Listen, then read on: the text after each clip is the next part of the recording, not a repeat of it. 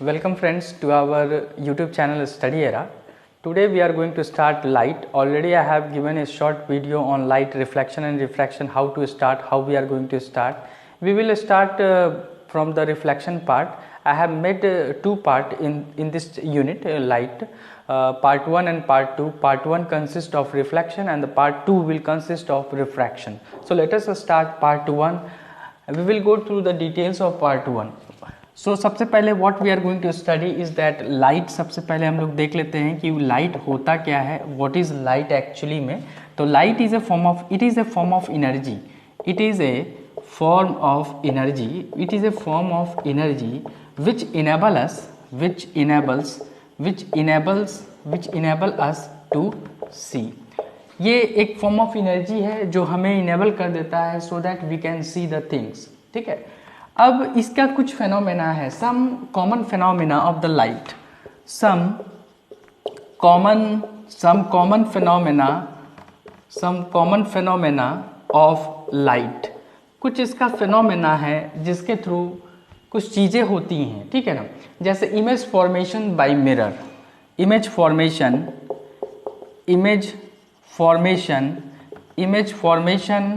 Bye mirror.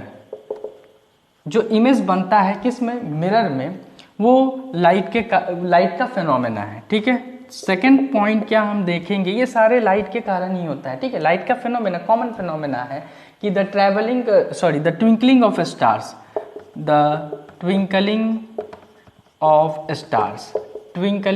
Stars. Third में क्या हो जाएगा, जो रेनबो होता है, beautiful rainbow colour of A rainbow. The beautiful colour of rainbow. हम लोग देखते हैं जो रेनबो जो हम लोग देखते हैं, ठीक है ना, वो. और जो कब क्या होता है, कभी कभी की लाइट जो है ट्रैवल करता है और किसी मीडियम के टकराने के कारण वो बेंड हो जाता है. तो बेंडिंग ऑफ लाइट भी हम लोग बोल सकते हैं. बेंडिंग ऑफ लाइट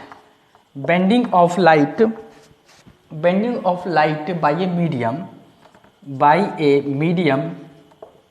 ठीक है. And so on. इस तरह का बहुत सारा फेनोमेना है जो लाइट के थ्रू होता है. ठीक है ना. तो ये सारा जो फेनोमेना है ये लाइट के थ्रू ही होता है. ये कॉमन फेनोमेना है लाइट का. ठीक है. तो लाइट एक्चुअली में क्या है, light is a form of energy है एक, जिसके कारण हम देख पाते हैं. ठीक है. Next we are moving to the next topic, that is properties of light. What are the properties of light. Light का क्या क्या प्रॉपर्टीज है. ठीक है. लाइट का प्रॉपर्टीज क्या क्या है, तो प्रॉपर्टीज ऑफ लाइट में क्या है कि इसके बारे में हमें जानना है कि ये ट्रेवल कैसे करता है. ठीक है. तो it is A electromagnetic wave.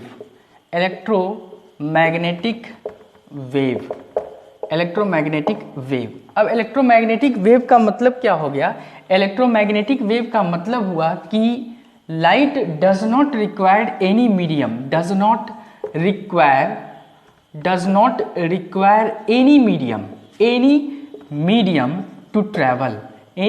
To travel. इसका मतलब क्या हो गया कि उसे कोई स्पेशल मीडियम की जरूरत नहीं है कि उसे वन प्लेस से दूसरे ट्रैवल करने के लिए. ठीक है ना.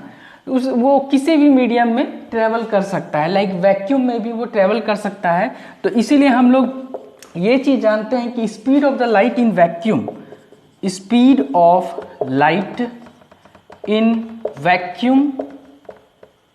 और एयर इज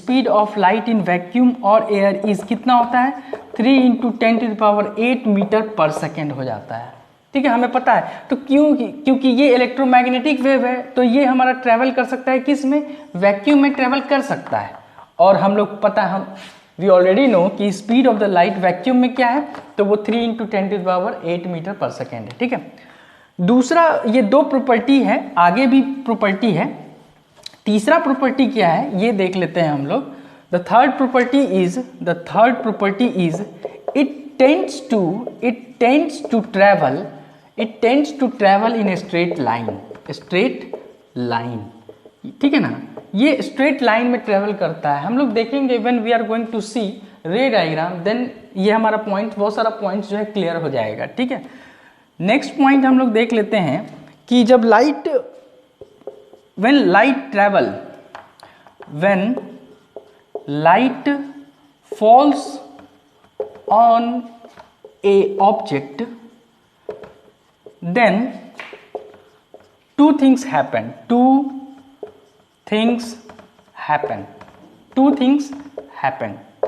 एक्चुअली में क्या होता है कि जब भी लाइट फॉल करता है किसी भी ऑब्जेक्ट पे, लेट इट बी, ये कोई भी मिरर है, ठीक है ना, इस पे लाइट फॉल किया, ठीक है, इसको अभी पॉलिश्ड नहीं करते हैं, यहाँ पे लाइट फॉल किया गया, तो दो चीज होगा, या तो लाइट जाएगा, इट विल गो, और डायरेक्टली चला जाएगा, ट्रांसपेरेंट चला जाएगा, और otherwise it will reflect back, और रिफ्लेक्ट बैक हो जाएगा। तो क्या होता है, इसी को हम लोग लिख रहे हैं कि when light falls on an object the two things happens. पहला क्या हो जाएगा, या तो रिफ्लेक्शन होगा, आइदर रिफ्लेक्शन और रिफ्रैक्शन, रिफ्लेक्शन में क्या हो जाएगा, bouncing back of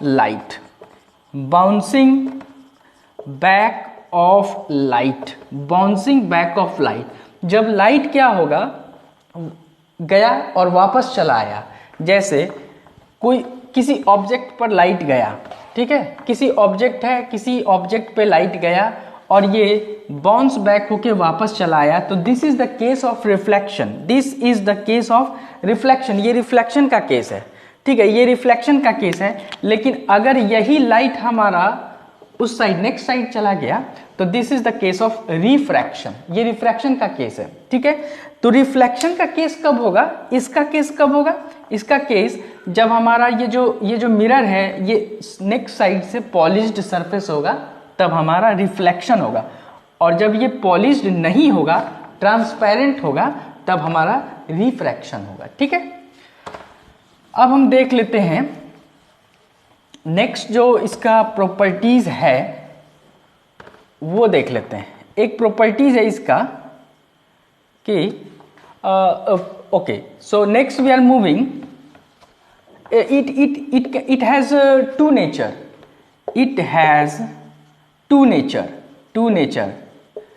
that is particle and wave।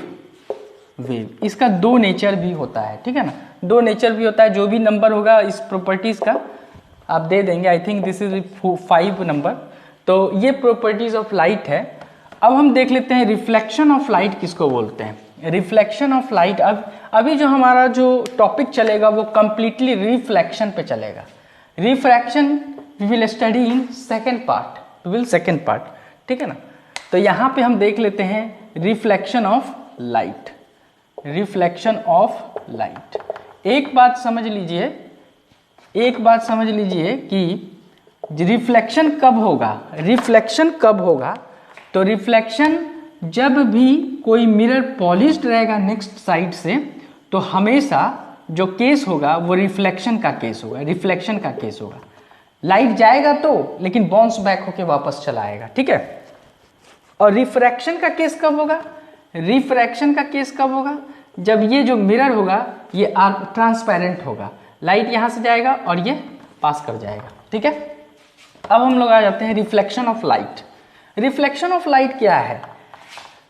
Reflection of light में क्या है कि एक हम लोगों ने पॉलिश्ड सरफेस ले लिया, ये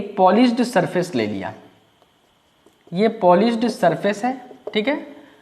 एक नॉर्मल हम लोगों ने ड्रॉ कर लिया, यहाँ पे एक नॉर्मल हम लोग ड्रॉ कर लेंगे, ठीक है। अब जब लाइट जब इस पॉलिश्ड सरफेस पे स्ट्राइक करता है, when an incident light strike on polished surface, तो क्या होता है, this is incident ray, this is nothing but incident ray। और जब ये स्ट्राइक करता है इस पॉलिश्ड सरफेस पे, तो ये बाउंस बैक हो जाता है। क्यों? क्योंकि ये हमारा पॉलिश्ड सरफेस है, यहां से जा नहीं सकता है, लाइट क्रॉस नहीं कर सकता है। Then what will happen, the light will bounce back हो जाता है, और सेम लाइट जो इंसिडेंट रे था, यही रे रिफ्लेक्टेड रे बन के वापस होता है, रिफ्लेक्टेड रे। क्यों? सेम लाइट था लेकिन पहले जब आया तो इंसिडेंट, क्योंकि इंसिडेंट कब होगा? जब किसी भी सरफेस पे, इंसिडेंट रे कब होगा? जब किसी भी सरफेस पे ये फॉल करता है उससे पहले ये इंसिडेंट रे होता है, एंड आफ्टर स्ट्राइकिंग ये रिफ्लेक्टेड रे बन जाता है। ठीक है, आफ्टर स्ट्राइकिंग ये रिफ्लेक्टेड रे बन जाता है, and this is what, this is normal. तो जब इंसिडेंट रे नॉर्मल के साथ एंगल बनाता है आई, और ये जो एंगल बनाता है ये एंगल आर बनाता है, इस एंगल आई को we call it angle of incidence.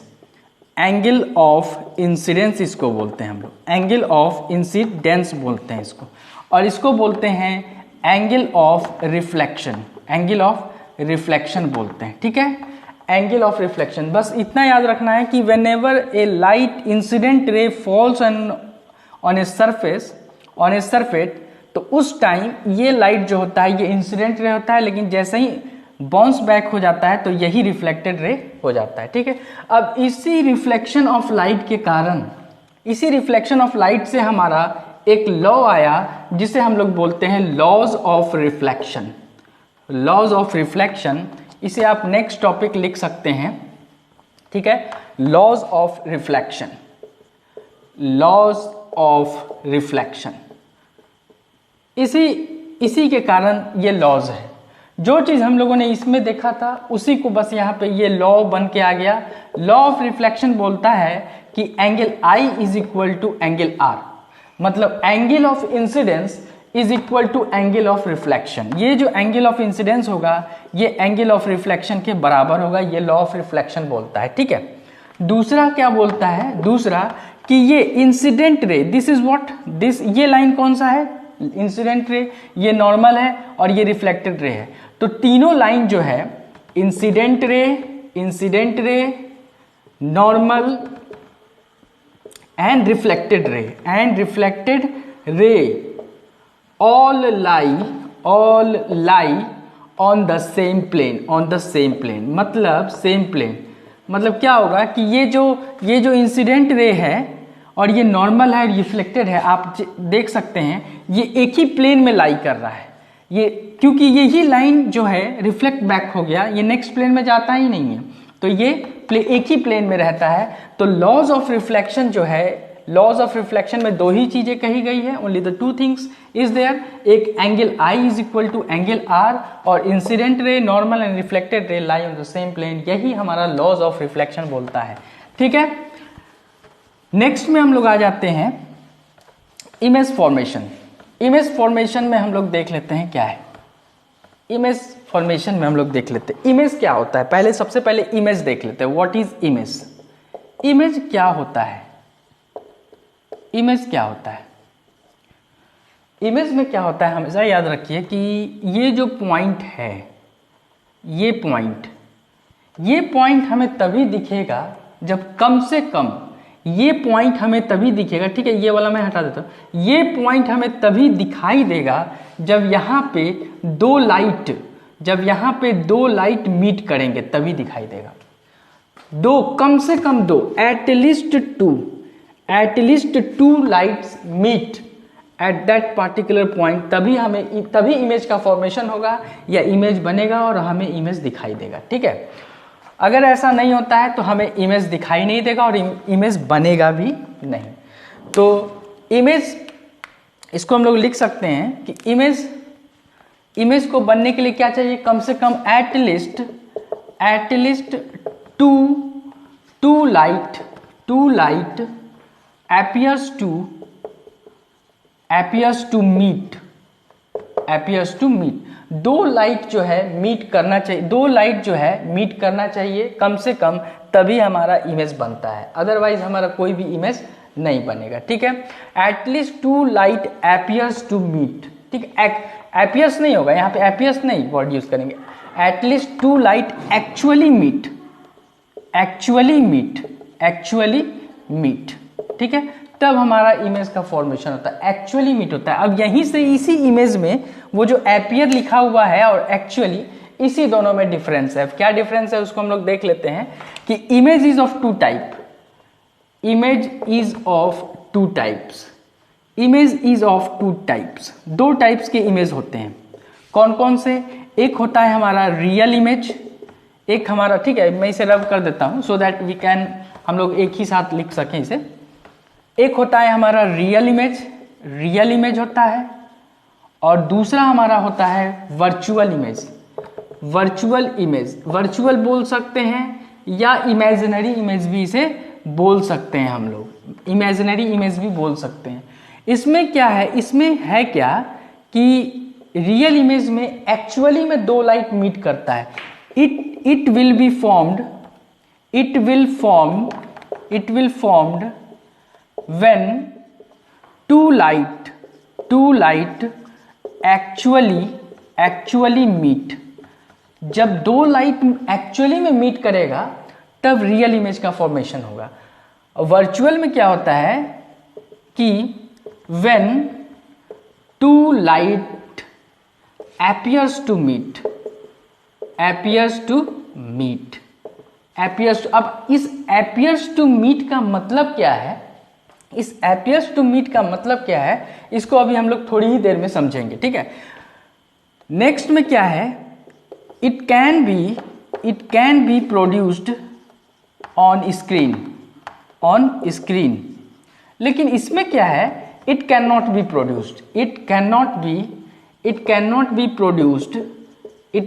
Be produced on screen. ये स्क्रीन पे नहीं आ सकता है, ठीक है ना। जैसे स्क्रीन पे ये जो it can produced on screen, जैसे एग्जांपल में हम लोग सिनेमा हॉल ले लेते हैं। सिनेमा हॉल में जो हम लोग स्क्रीन पे जो सिनेमा देखते हैं वो इसी के कारण होता है, रियल इमेज के कारण होता है, ठीक है, वो रियल इमेज होता है, ठीक है। नेक्स्ट में सिनेमा हॉल, नेक्स्ट में हम लोग आ जाते हैं यहाँ पे, इसका जो इमेज होगा, इसका इमेज उल्टा आएगा, इन्वर्टेड आएगा। मतलब क्या हुआ इन्वर्टेड का? इसका मतलब क्या हुआ कि लेफ्ट का जो है राइट में दिखेगा और राइट का जो इमेज है वो लेफ्ट में दिखेगा, ठीक है, ठीक है। जैसे एम्बुलेंस, उसे भी देखेंगे, ठीक है। तो लेफ्ट का इमेज हमें राइट में दिखेगा और राइट का लेफ्ट में दिखेगा। जबकि इस केस में क्या होता है कि हमारा इरेक्ट साइज होता है, वर्चुअल एंड इरेक्ट होता है।